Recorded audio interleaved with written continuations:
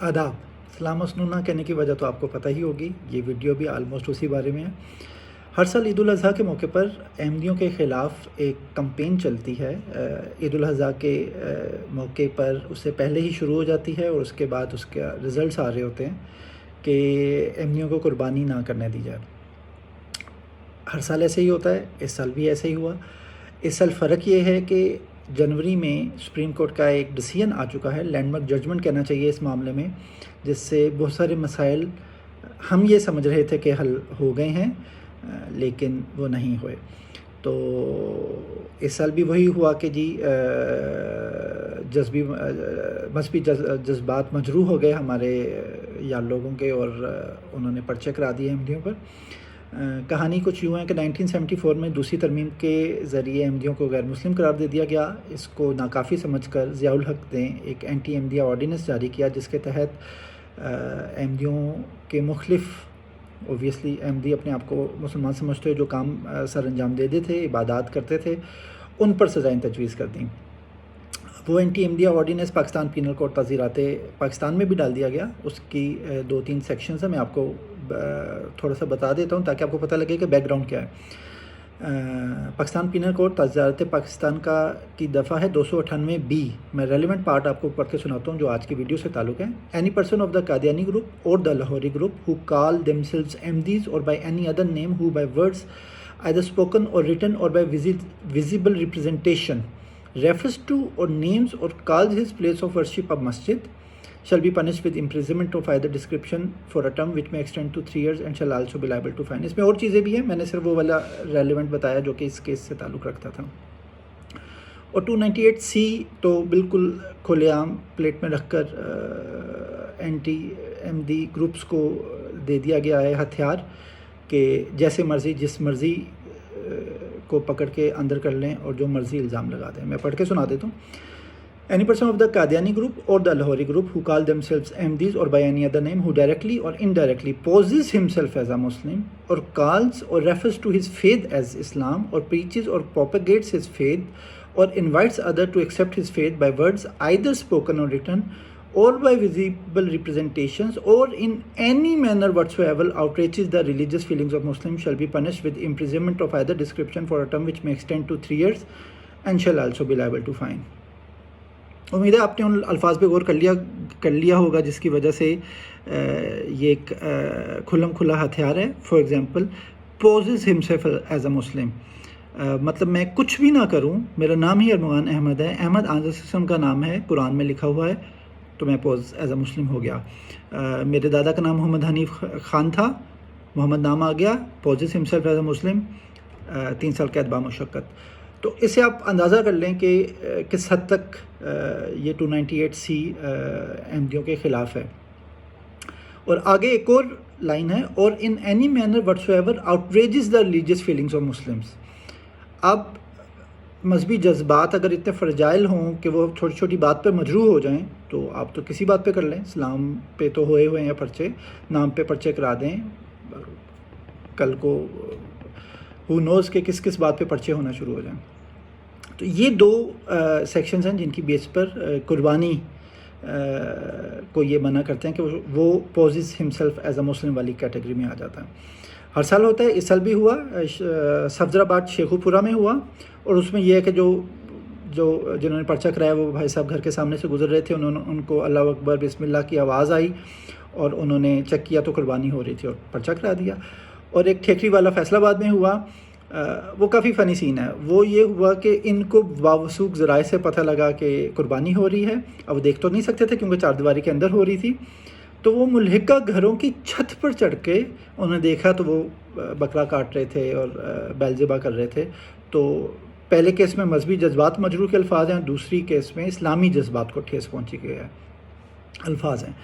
تو یہ میں آپ کو اگزامپل دی ہیں جو 2 پرچے ہوئے ہیں اس دفعہ، اور یہ ہر سال کی ایک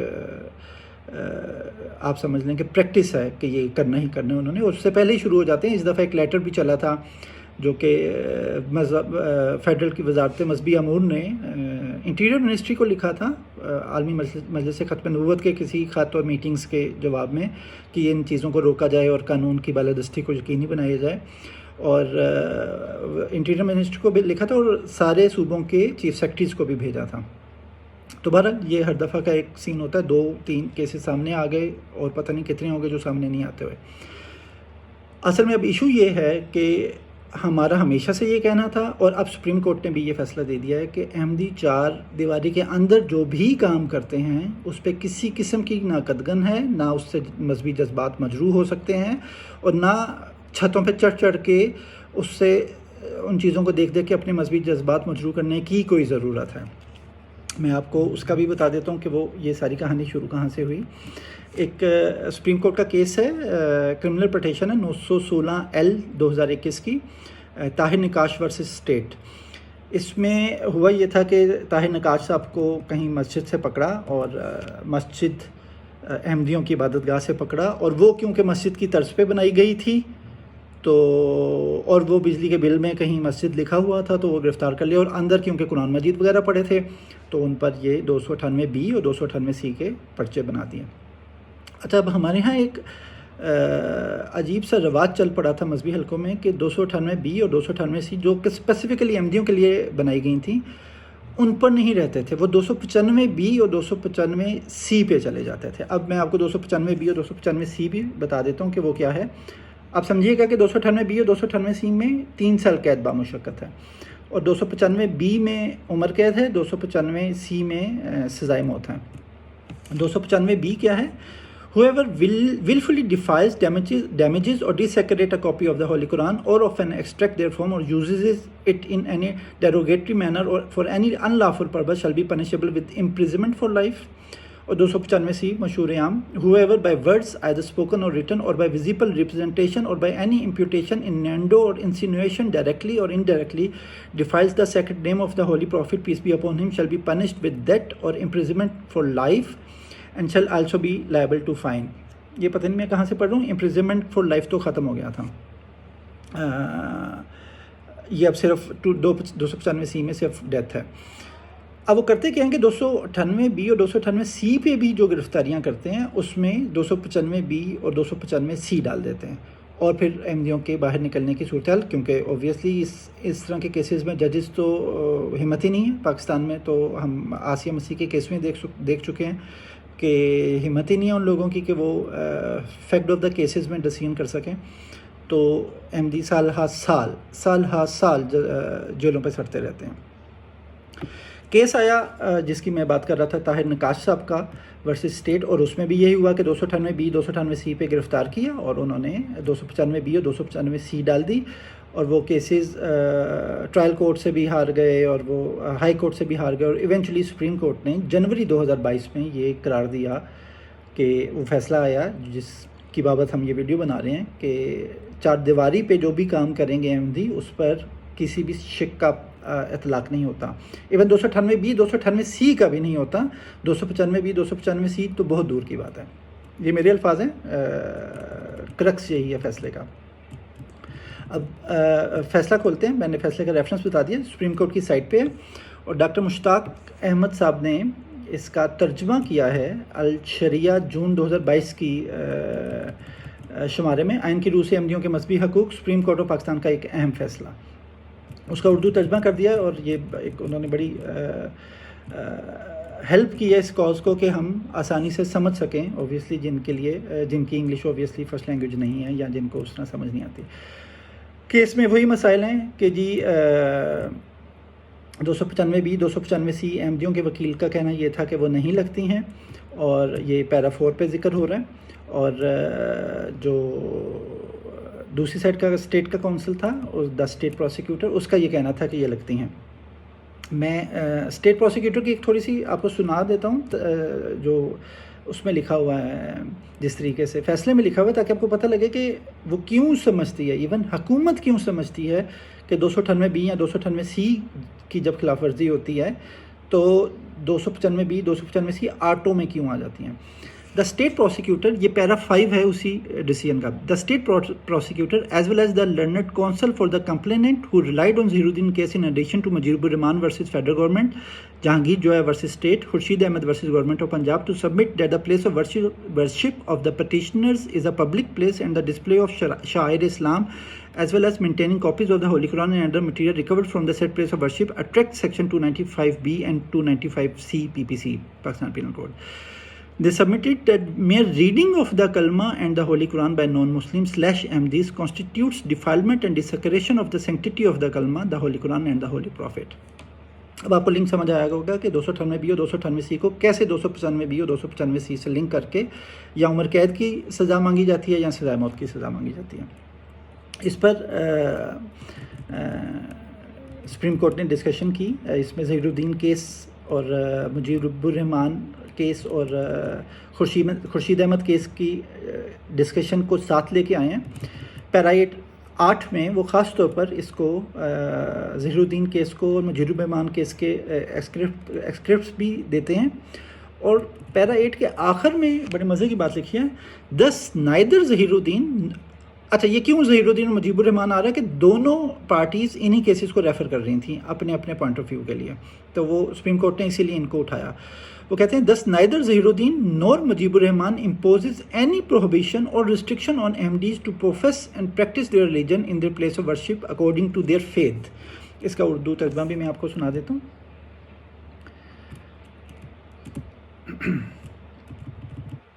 बस ना तो ज़हीरुद्दीन और ना ही मुजीबुर रहमान ने अहमदियों को अपनी इबादतगाह में अपने मज़हब के मुताबिक अपने मज़हब पर अमल और इसके इजहार से रोका या इस पर पाबंदी आयद की. तो ये तो बड़ा क्लियर हो गया कि ये तो नहीं हो सकता. पैरा 9 पे फिर वो एक लंबा चौड़ा उन्होंने बताया कि कैसे freedom, equality and social justice होना चाहिए और माइनॉरिटीज़ को एडिक्वेट प्रोविजंस हैं कि वो अपने दीन जो भी वो समझते हैं उसको इजहार कर सकें और उस पर उसकी प्रैक्टिस कर सकें. और पैरा 10 में भी यही बात चल रही है. मैं आपको थोड़ी सी पढ़ के सुना देता हूँ. To deprive a non Muslim bracket में minority of our country from holding his religious beliefs, to obstruct him from professing and practicing his religion within the four walls of his place of worship is against the grain of our democratic constitution and repugnant to the spirit and character of our Islamic republic. It also deeply bruises and disfigures human dignity and the right to privacy of a non-Muslim minority who, like all other citizens of this country, enjoy the same rights and protections under the Constitution. Bigoted behavior towards our minorities paints the entire nation in poor color, labeling us as intolerant, dogmatic and rigid. It is time to embrace our constitutional values and live up to our rich Islamic teachings and traditions of equality and tolerance. इसका हम आपको तर्जुमा भी सुना देते हैं. हमारे मुल्क के किसी गैर मुस्लिम अक़लियत को इसके मजहबी अकायद मानने से महरूम रखना, इसे अपनी मजहबी इबादतगार की 4 दीवारी के अंदर अपने मज़हब पर अमल पैरा होने और इसके इज़हार से रोकना हमारे जमहूरी दस्तूर की असास के भी ख़िलाफ़ है और हमारी इस्लामी जमहूरिया की रूह और किरदार के भी मुनाफी है. ये इंसानी तकरीम को भी बुरी तरह मसक और पामाल करता है और किसी गैर मुस्लिम अक़लियत के हक़ खलवत, प्राइवेसी को भी, जबकि वो दस्तूर की रूह से मुल्क के दीगर शहरियों की तरह बराबर के हकूक़ और हिफाजतें रखते हैं. हमारी अक़लियतों के साथ अदम बर्दाश्त का ये रवैया पूरी कौम की गलत तस्वीर कशी करता है और हमें गैर मुतहम्मिल मिजाज, मुतसब और गैर लचकदार दिखाता है.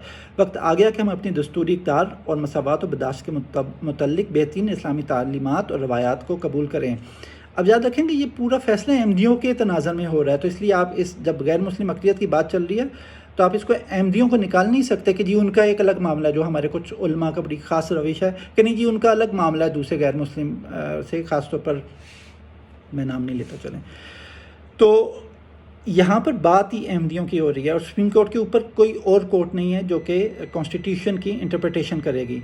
तो जब वो इंटरप्रिटेशन कर रही है अहमदियों के मामले में ही, तो फिर हमें उसको देखना पड़ेगा और मानना पड़ेगा.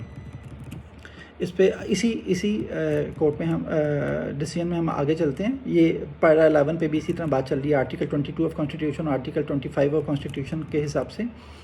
फिर पैरा 12 में लिखा है article 260 the sub-article 3 of the Constitution, though declares the Ahmadis Qadianis as non-Muslim, it neither disowns them as citizens of Pakistan nor deprives them of their entitlement to the fundamental rights granted under the Constitution. The Constitution treats, safeguards and protects all its citizens equally, whether they are Muslims or non-Muslims. Article 4 of the Constitution is an inalienable right of every citizen, including minority citizens of Pakistan, which guarantees the right to enjoy the protection of law and to be treated in accordance with the law. خیر یہ تو بہت ہی clear ہے، میں اس کے ترجمہ بھی آپ کو سنا دیتا ہوں. اگرچہ دستور کی دفعہ 260 کی 3 اعلان کرتی ہے کہ احمدی قادیانی غیر مسلم ہیں، لیکن یہ نہ تو بطور پاکستانی شہرین سے قطع تعلق کرتی ہے اور نہ انہیں ان بنیادی حقوق سے محروم کرتی ہے جن کی ضمانت دستور نے دی ہے. دستور تمام شہریوں کو یکساں سلوک، حفاظت و تحفظ فراہم کرتا ہے، خواہ وہ مسلمان ہوں یا غیر مسلم. دستور کی دفعہ 4 جو قانون کے تحفظ و قانون کے مطابق سلوک کی ضمانتیں دیتی ہیں، اقلیتوں سمیت تمام شہریوں کا ناقابل تنسیخ حق ہے. یہ احمدیوں کی بات ہو رہی ہے، کیونکہ یہاں پر کوئی اٹھ کے آئے گا کہ وہ کہے گا کہ نہیں یہ احمدیوں کی بات نہیں ہو رہی، یہ کیس ہی احمدیوں کے بارے میں. اچھا اس کے بعد کوٹ کرتی ہے سپریم کورٹ کے سیکشن 295B اور 295C کی ڈیٹیل میں چلی جاتی ہے کہ وہ کیا کہتے ہیں اور یہ کیوں اپلیکیبل نہیں ہے 298B اور 298C کے چکر میں. وہ پورا 295B اور 295C دیتے ہیں اور وہ میں ان کی تشریح بتاتا ہوں. ٹو کانسٹیٹیوٹ اینڈ، یہ پیرا بھی بتا دیتا ہوں آپ کو، یہ پیرا 13 ہے. To constitute an offence under section 295B, the reading thereof shows the accused must have defiled, damaged or desecrated a copy of the Holy Quran or an extract therefrom, or use it in any derogatory manner or for any unlawful purpose. There is no allegation in the crime report that attracts the said offence. The courts below have held that mere reading of the Kalma or the Holy Quran by a non-Muslim Ahmadi attracts section 295C. This, in our view, is not only far-fetched but also fails to meet the fundamental constituents of the crime, that is mens rea and actus reus. Only that which resides in the mind of a non-Muslim while reading the Holy Quran is not sufficient to constitute the offence. In order to attract section 295B PPC, there must be an overt act, actus reus, that shows that the copy of the Holy Quran or its extract has been defiled, damaged or desecrated, or it has been put to use in a derogatory manner or for an unlawful purpose. There is nothing on the record to establish this in the present case. میں ایک line دوبارہ پڑھ رہا ہوں. The courts below have held that mere reading of the Kalma or the Holy Quran by a non-Muslim Ahmadi attracts section 295C. This, in our view, Supreme Court's view, is not only far-fetched but also fails to meet the fundamental constituents of the crime, that is mens rea and actus reus. اب آپ کی پوری lower court اور اس میں high court تک بھی سب ایسے ہی کر رہے ہیں. صرف کلمہ پڑھ لینے کو ہی وہ یہ سمجھتے ہیں کہ یہ 295C ہو گیا ہے، اور سپریم کورٹ کہہ رہی ہے کہ یہ نہیں ہوا. اب آپ سمجھ رہے ہیں نا اس کے امپلیکیشنس کے. اس کے بعد اس ٹائپ کے مقدمات ہی ختم ہو جاتے ہیں، ان کی لیگل بیسز ہی ختم ہو جاتی ہے. 295C پہ بھی وہ اسی طرح کی بات کریں، میں ترجمہ بعد میں سناتا ہوں. Para 14 ہے. Similarly, to constitute an offence under section 295C PPC, there must be words spoken or written or by visible representation or any imputation, innuendo or insinuation, direct or indirect, which defiles the sacred name of the Holy Prophet, peace be upon him. In the instant case, the display of the kalma having name of the Holy Prophet, peace be upon him, therein inside the place of worship do not attract the constituents of the said offence. What runs inside the mind of an Ahmadi while reading the kalima does not constitute an offence punishable under section 295C PPC unless there is some overt act on his part that defiles the sacred name of Holy Prophet Muhammad, peace be upon him. There is nothing on the record to establish this in the present case. Of course کسی بھی case میں یہ ملے گا نہیں، تو بہرحال احمدیوں پہ 295B اور 295C کسی صورت بھی نہیں لگ سکتی. یہ سپریم کورٹ کا ڈیسیژن ہے. یہ میں پیرا 13 اور پیرا 14 کی آپ کو تھوڑا سا ترجمہ بھی سنا دیتا ہوں. پیرا 13 کا اس طرح تھا کہ دفعہ 295B کے تحت جرم کے وجود میں آنے کے لیے ضروری ہے کہ ملزم نے قرآن مجید کے کسی نسخے کی یا اس کے کسی اقتباس کی قصداً توہین کی ہو، یا اسے نقصان پہنچایا ہو، یا اس کی بے حرمتی کی ہو، یا اس کا استعمال خودتخانہ انداز میں یا کسی غیر قانونی مقصد کے لیے کیا ہو. جرم کی اطلاع میں ایسا کوئی الزام نہیں ہے جس سے یہ جرم بنتا ہو. ماتحت عدالتوں نے قرار دیا ہے کہ کسی غیر مسلم / احمدی کی جانب سے صرف کلمہ یا قرآن مجید کے پڑھنے سے ہی دفعہ 295C کا اطلاق ہوگا. یہ ہمارے خیال میں نہ صرف بہت کھینچ تان کر کیا گیا ہے بلکہ اس میں جرم کے بنیادی عناصر یعنی مجرمانہ قصد اور مجرمانہ فعل ہی نہیں پائے جاتے. صرف وہ کچھ قرآن مجید کی تلاوت کے وقت کسی غیر مسلم کے ذہن میں جو کچھ پایا جاتا ہے اس جرم کی تشکیل کے لیے کافی نہیں ہے. PPC کی دفعہ 295B کے اطلاق کے لیے ایسی ظاہری عمل بریکٹ میں مجرمانہ فعل کا ہونا ضروری ہے جو دکھائے کہ قرآن مجید کے کسی نسخے کی یا اس کے کسی اقتباس کی قصداً توہین کی گئی یا اسے نقصان پہنچایا گیا یا اس کی بے حرمتی کی گئی یا اس کا استعمال گستاخانہ انداز میں یا کسی غیر قانونی مقصد کے لیے کیا گیا. موجودہ مقدمے میں ریکارڈ پر ایسا کچھ نہیں ہے جو یہ ثابت کرے. پیرا 14 میں لکھتے ہیں اسی طرح PPC کی دفعہ 295C کے تحت جرم کے وجود میں آنے کے لیے ضروری ہے کہ ایسے الفاظ ہوں خواہ وہ بولے گئے ہوں یا لکھے گئے ہوں یا نظر آنے والی علامات ہوں یا ایسے اشارہ کنایا یا دلالت ہو جن کے ذریعے بلا واسطہ یا بالواسطہ نبی پاک حضرت محمد صلی اللہ علیہ وآلہ وسلم کی اسم گرامی کی توہین ہو. موجودہ مقدمے میں عبادت گاہ کے اندر کلمے کا اظہار جس میں رسول پاک حضرت محمد صلی اللہ علیہ وآلہ وسلم کا نام تھا ایسا فعل نہیں تھا جو اس جرم کے عناصر کی تشکیل کرے. کسی احمدی کے ذہن میں کلمہ پڑھتے وقت کیا تھا اس سے PPC کی دفعہ 295C کا جرم وجود میں نہیں آتا جب تک اس کی جانب سے اس کے ساتھ کوئی ایسا ظاہری عمل نہ ہو جیسے رسول پاک حضرت محمد صلی اللہ علیہ وآلہ وسلم کے اسم گرامی کی توہین ہوتی ہو. موجودہ مقدمے میں ریکارڈ پر ایسا کچھ نہیں ہے جو یہ ثابت کرے. تو آپ سمجھ لیں کہ 298B اور 298C کے تحت پہلے انہوں نے یہ قرار دیا کہ 298B 298C چار دیواری کے اندر ویسے ہی کا اطلاق نہیں ہوتا اور پھر 295B اور 295C بھی اس پہ نہیں لگ سکتے. پھر آگے اسی کی ذرا تھوڑی سی ڈیٹیل ہے اور پھر پیرا 16 جو آخری پیرا ہے اس میں لکھتے ہیں غور فرمائے گا. For the above reasons we are of the view that in the facts and circumstances of the present case the trial court and the revisional court had not correctly examined the ingredients necessary to constitute the offences punishable under section 295B and 295C PPC and failed to correctly appreciate the import of the Zahiruddin case and the High Court has legally erred in the maintaining those orders. High court کے level تک یہ والے errors ہو رہے ہیں اور جو کہ بالکل ظاہراً بظاہر نظر آتے ہیں. ہمیشہ سے سب کو پتہ ہے کہ یہ مسائل ہیں لیکن آج تک کسی کی ہمت نہیں ہوئی تھی. حیرت ہے کہ سپریم کورٹ نے اتنی جرت دکھائی اور یہ باتیں کر دیں. خیر اس کے بعد وہ لکھا ہوا کہ پیٹیشن الاؤ کر دی. میں اس کا اردو ترجمہ آپ کو تھوڑا سا سنا دیتا ہوں. ان اسباب کی بنا پر ہمارا موقف یہ ہے کہ موجودہ مقدمے کے حقائق اور حالات میں ٹرائل کورٹ اور نگرانی کی عدالت نے PPC کی دفعہ 295B اور 295C کے تحت قابل سزا جرائم کے وجود میں آنے کے لیے ضروری عناصر کا درست جائزہ نہیں لیا اور ظہیرالدین کیس کا صحیح مفہوم سمجھنے میں ناکام رہیں اور ان دونوں حکم ناموں کو برقرار رکھ کر ہائی کورٹ نے قانوناً غلطی کی. یہ سپریم کورٹ کا ڈیسیژن تھا. یہ 12 جنوری 2022 کا ہے اور سپریم کورٹ کی سائٹ پر موجود ہے. اس سارے کیس کا لب لباب یہ ہے جو سپریم کورٹ نے دیا کہ چار دیواری کے اندر احمدی نماز پڑھیں, اپنے عقیدے کے مطابق قرآن مجید پڑھیں, روزے رکھیں, روزے افطار کریں, تہجد پڑھیں, نمازیں پڑھیں, قربانی کریں, کچھ بھی کریں. اگر وہ اپنی چار دیواری کے اندر کر رہے ہیں تو وہ بالکل آزاد ہیں اس کو کرنے میں اور اس سے کسی کے جذبات مجروح نہیں ہوتے, نہ کسی کو ایسے جذبات مجروح زبردستی کے کر دینے چاہیے. اور یہ جو یہاں پر یہ ثابت ہو گیا کہ 298B اور 298C نہیں لگتے اور اس کے بعد اسی مقدمے کے تحت ہمیں یہ بھی پتہ لگ گیا کہ 298B اور 298C جب بھی لگیں گے وہاں پر 295B اور 295C نہیں لگ سکتے کیونکہ اول تو شواہد نہیں ہوتے اور احمدیوں کے کیس میں تو بالکل بھی نہیں ہوتے ہیں. میں یہ نہیں کہہ رہا کہ باقی کیسز میں ہوتے ہوں گے, وہ تو ہر ایک کیس کا اپنا حساب کتاب ہے, لیکن احمدیوں کے کیس میں تو یقیناً نہیں ہوتے کیونکہ مجھے پتہ ہے. تو 295B اور 295C بہرحال نہیں لگ سکتے اور انہوں نے بڑا کلیئرلی لکھ دیا کہ ویسے ہی ہمیں یہ نہیں پتہ کہ اس کے دل میں کیا چل رہا ہے احمدی اگر کلمہ پڑھ رہا ہے, اور انہوں نے یہ بھی بتا دیا کہ صرف پڑھنے سے یہ بات ثابت نہیں ہو جاتی کہ گستاخی ہو گئی ہے.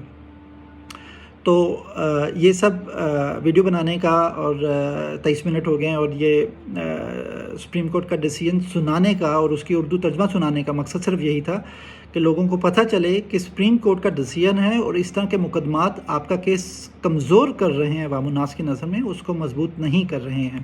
جو لوگ چار دیواری پہ اپنی عبادات بجا لا رہے ہیں ان کو لانے دیں اور خدا کا خوف کریں کہ آپ لوگ اس طریقے سے ظلم نہ روا رکھیں جو کہ